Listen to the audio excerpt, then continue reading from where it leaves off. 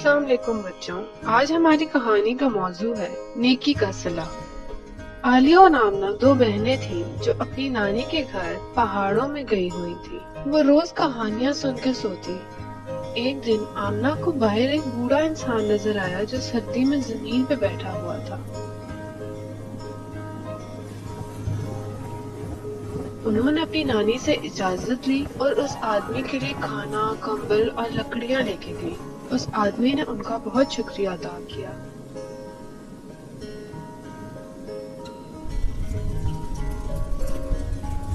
कुछ दिन बाद आमना और आलिया दूर कहीं पहाड़ों में खेल रही थी। उनको पता ही नहीं चला और सुबह से शाम हो गई। थोड़ी देर में काले बादल छा गए और बारिश शुरू हो गई। उन दोनों को घर का रास्ता भी नहीं याद था। वो बहुत परेशान थी। इतने में वही बूढ़ा आदमी आया और आलिया ने उसको बताया कि हम रास्ता भूल गए हैं और इस बारिश में हमारे लिए वापस जाना बहुत मुश्किल है। बूढ़े आदमी को रास्ता याद था। वो उनको उनके घर खैरियत से ले आया। आलिया और आमना बहुत खुश हुई और उस आदमी का बहुत शुक्रिया अदा किया।